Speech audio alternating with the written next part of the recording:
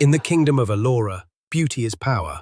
It is celebrated, worshipped, but what happens to the one who was born without it? Not by fault, not by choice, but by fate. Please don't forget to subscribe. The palace of Elora sparkles like something out of a dream. The king walks through it with pride. The queen glows with grace. Their daughter, Princess Elara, runs through the gardens in a silk gown, surrounded by maids and praise. But somewhere, hidden behind those grand walls, there is another child, Princess Adira, the firstborn, the forgotten. She lives in the same palace, eats the same royal meals, but is treated like a curse in her own father's house. Her only crime, she wasn't beautiful. Adira is 10 years old, sits by the window, her hands tightly holding a small, worn toy. Her eyes are swollen from crying. The sound of laughter echoes from the garden. Her younger sister is having a party outside, and she wasn't invited.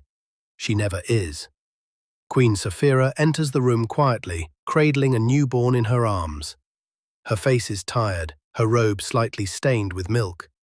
She gently places the baby in a cradle and walks to Adira's side. She touches her hair. Adira flinches, just a little. "You didn't come down today," the queen says softly. "I didn't want to ruin the pictures," Adira replies. "Who told you that?" Her mother tried. She dressed them in matching clothes. She told her both daughters were beautiful, but love alone was not enough to drown the whispers in the palace. King Talem walks past Adira in the hall without looking at her. When she says, "Good morning, Papa," he replies, without stopping. When nobles visit, he hides her away. "Keep her out of sight," he once whispered to a guard. "Let her sister do the greeting." Little Adira, one beautiful day, clutches 2 handmade toys, simple wool-stuffed animals her mother had sewn. Her 7-year-old sister Elara, whose beauty made even nobles swoon, points at the toys, crying, "I want toys." Adira gave her one of the toys, but Elara wanted all. "Give me both," Elara whines. "But Mama made one for me," Adira pleads. "You can have this one." Elara throws herself on the floor, crying. The door bursts open. King Talem, their father, enters. "You, this ugly child," he roars. "Give her the toy and go to your room. Is she your age mate?" Adira's small hands tremble. She gives away the last thing that made her smile that day, and walks away in silence. That was how it always was. At 10 years old, Adira learned that being born unbeautiful meant being unloved, even by the man whose blood ran in her veins. Maids giggle behind her back. Guards avert their eyes. Even her nanny whispers insults while brushing her hair. Why doesn't she just hide? The king hates looking at her. She hides, always. Behind locked doors, under covers, in tears muffled by pillows. Only her mother ever sees her pain. Queen Saphira, tired, nursing a newborn, still finds time to gently stroke her daughter's hair at night, holding her like the fragile soul she is. You are loved, Adira. Even the moon has scars, and people still look up to it every night. But love from one mother's hand wasn't enough to shield Adira from the storm outside. My child is fading. I see it in her eyes. If this palace keeps suffocating her, she may never grow wings. The queen signs a letter and seals it.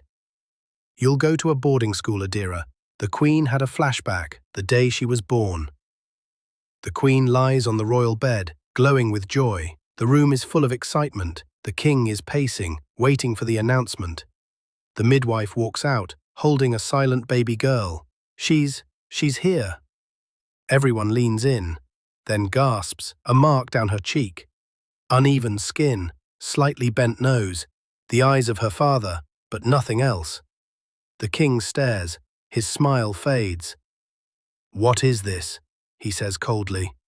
"This is not my child." The queen's face falls.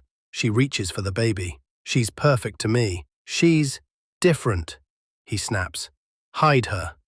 And from that moment, she was hidden, Not every journey begins with excitement. Sometimes it begins with quiet pain and a heart that's just too tired to cry anymore. Inside the car sits Adira, now 18. Her head leans against the window. Her skin is darker now, tired. The scar on her cheek has faded a little, but the hurt behind her eyes hasn't. Next to her, Queen Saphira sits quietly. Her eyes search Adira's face for signs of hope, but she sees none. "Adira," the Queen says gently, "do you want me to—" Let me come down here. Adira cuts in. Let me walk. I don't want anyone to know I came from a car like this. The driver looks confused. "But madam, this is far from the school gate." I said drop me here. Adira repeats. Please. The Queen sighs, then nods. Adira climbs down, adjusts her bag, and starts walking. Alone. "Adira, do you want me to talk to the principal before I leave?" No. The Queen watches her daughter walk slowly toward the school, back straight, head bowed. She doesn't look back. She chose to stop before the gate, not because she was ashamed of where she came from, but because she knew if they found out she was a princess, they would mock her even more. In 18 years, life had taught her thing.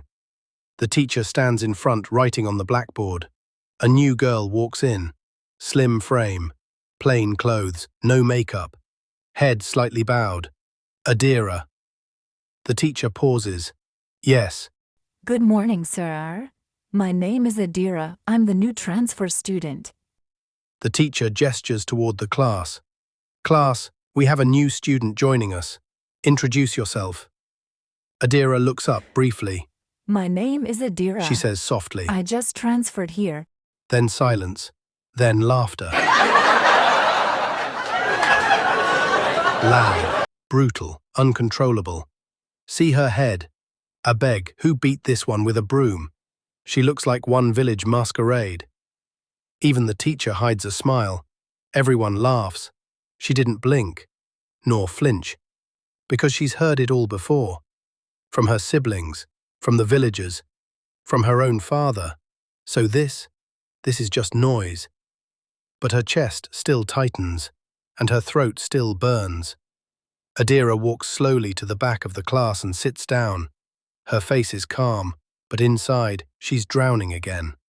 It was only the first day, and already, they had named her. Thing. EU. Cursed girl. Adira becomes the girl everyone mocks. If she answers a question and gets it wrong, goat brain. Even fish get sense past you. If she drops a pen, wet in shakuna, you dey fear your shadow? In the dining hall, they push her to the back of the line. They pour water on her chair before she sits. They take her spoon and laugh like it's a festival. She never fights, she never talks back, because she's already survived worse. From her father, from her sister, from a palace that rejected her at birth. One afternoon in class, the teacher steps out for a break. Adira sits quietly reading. Suddenly, a boy yells from the front. "Who carried my book? I kept it right here." He turns and sees Adira flipping through her notebook. You took it." Adira looks up confused. "Me?" "Yes, you this witch-looking thing. Give me back my book." The whole class roars. "Ha! Now thief join her own." Ugly and criminal, she tries to explain. "I didn't touch your book, this is mine." The boy charges toward her, but a hand blocks his chest. To Chukwu, tall, brown-skinned, calm eyes. To Chukwu is the only student in school who commands respect without yelling. "She didn't take your book," he says firmly. "I saw it on the floor near the window. It's over there." Everyone freezes, the boy stammers. I was just asking." "No, you were accusing," To Chukwu says. "Next time, use your eyes before your mouth. I saw what happened. She didn't touch your book." "So," the other boy snaps. "So apologize," To Chukwu replies, stepping forward. "Before I make you apologize." A heavy silence fills the hall. The boy mumbles something and walks away. To Chukwu looks at Adira. "Are you okay?" he asks. Adira nods slowly. speechless. That was the first time someone stood for her, a boy she had never spoken to. Tochukwu finds Adira sitting alone under a mango tree. "You don't talk much," he says. "No one ever listened," she replies. He sits beside her. "They fear me because my mum works in the palace," he says casually. "As what?" she asks. "A maid. She cleans the royal dining room every morning." Adira looks at him, but says nothing. "You're quiet," he says, "but I know strength when I see it." She smiles a little, the first real smile in a long time. What he doesn't know, what none of them know, is that the girl they're mocking is the princess of the very palace they all admire. Even Tochukwu, who they all respect, has never seen past the palace gates. In the school assembly ground, early morning, the principal steps forward with a mic. Hundreds of students in matching uniforms are gathered in rows. Principal said, smiling, "Great news! We've been selected to compete in the national mathematics competition." Gasps ripple across the field, whispers, excitement. And the winning school will be honored by His Majesty, the King of Elora Kingdom, in person. Instantly, the entire school erupts into screams and applause. Students jump, some hug each other, teachers clap. Even the strict PE coach smiles. The king, the real King of Elora, as in, the Palace King, that's national TV levels. So, students stay late, revise formulas, brainstorm in groups. Adira quietly sits in her corner, studying alone. On the competition day, large school hall decorated with flags and banners. 3 judges sit at a panel, multiple schools in uniform, cameras flash. Tension builds. The scoreboard glows. Adira's school, 55 points. Opponent's school, 60 points. It's the final round. Only one question left. Final question goes to Adira Naji. A thick silence falls. Adira, wearing her school uniform, white shirt, red and black striped tie, red checkered skirt, rises from her seat. Her bony frame moves slowly, painfully aware of the eyes on her. She steps to the mic. Suddenly, laughter. Not from her school, not from the crowd, from the judges. One leans in and whispers to the other, loud enough for the room to hear. This is their final hope. They sent a skeleton? God a beg. The opponent's school bursts into laughter. Even some teachers chuckle. But this time, her classmates didn't laugh. Tochukwu, arms folded, jaw clenched, whispers, "What's funny? Is this a joke to them?" says another student. "Are we here to play?" mutters a third. Suddenly, a sharp voice cuts through the whispers. Adira's jealous classmate said, "Please don't deceive yourselves. Can you blame them? I still don't know why the principal chose Fishbrain." Adira stands at the mic. She hears it. She always does. But this time, she breathes in, lifts her eyes, and says, "May I have the question, please?" Final question appears on the screen. It's tough. Even some students squint. Adira narrows her eyes. She doesn't blink. Her bony fingers press against the podium as she begins to speak. The answer is 873. Another silence.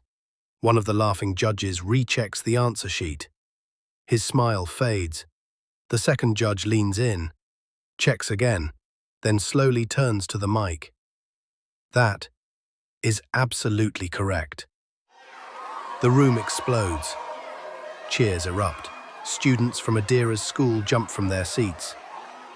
She did it. We won. We won. It's Adira. It's Adira. Her name flies through the air like confetti. Then, one by one, her classmates run up to her, pull her into a group hug. Even the girl who mocked her looks stunned. She says nothing. "You shocked them, Adira. You're the reason we won. We're proud of you." For the first time, arms that used to push her away pull her in. Laughter surrounds her. But this time, it's not mocking. It's joy. A royal convoy enters the golden gates of the Allura Palace. Students lean from the windows of the bus in awe. Wow, is this where the king lives? See that lion statue? This place na money or. The students, now dressed in matching uniforms, chatter excitedly as they arrive at the majestic palace for the award ceremony. Inside the palace hall, gold chandeliers, polished marble floors, royal guards lining the walls. At the center, the throne gleams under soft light. Standing nearby is the king, Adira's father, dressed in full royal regalia, face composed but heart unsettled. The school principal steps forward with the mic. Your Majesty, I present to you the winner of this year's National Mathematics Competition, Adira Naji. Cheers erupt. All the students rise to their feet, clapping and shouting her name. Adira! Adira! Adira! They crowd around her, some patting her back, others hugging her again. She smiles, cheeks glowing, her thin arms wrapped awkwardly around her friends. The king watches from afar, stunned. His mouth parts slightly.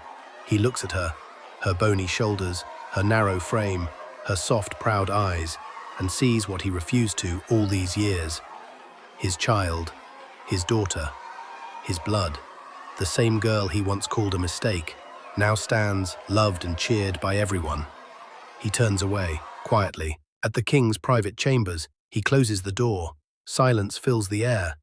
He sits, and slowly, tears roll down.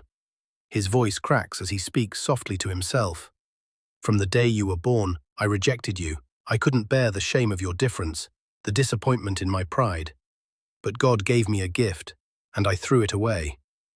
Now, you shine, and I almost missed it. He buries his face in his palms. How do I face you, Adira? How do I speak to the same daughter I never gave a chance to speak to me? Meanwhile, the students tour the palace, led by a guard. They pass through a tall hallway lined with royal portraits. Suddenly, one student freezes. Wait, guys, look!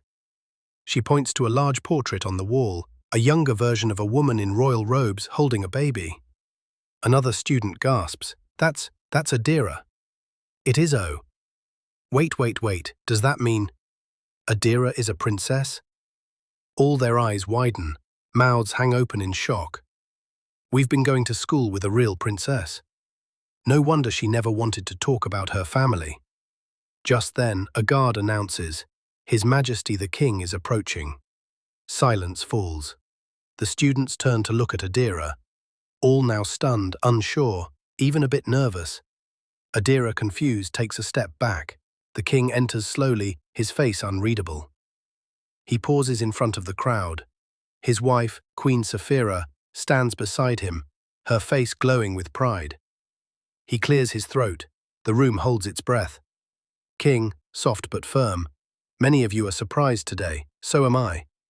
I came here thinking I would crown a champion, not realizing that champion was my own child. Adira, I neglected you. From the day you were born, I turned my back on you. I judged you harshly for how you looked, forgetting that you didn't create yourself. You were the answer to a prayer your mother and I made for years, but instead of gratitude, I chose shame. Instead of love, I gave you silence. Adira stands frozen, her lips tremble, eyes fill with tears. King voice cracks. But today, I saw something I've never seen. I saw the world applaud the same child I rejected, and I couldn't hide from the truth anymore. You've made me proud, Adira. You've reminded me of what a true princess is, not just royal by birth, but royal in courage. Please, forgive your father. He stretches out his hands, slowly. My daughter, my princess, will you let me hold you, just once, as I should have from the beginning? Adira breaks. She runs forward, skinny arms wrapping around him. He holds her, tight, tears flow down his face. Queen Saphira joins, smiling through her tears. Her younger sister runs in, hugging her waist. Students, softly, wow, she's really a princess.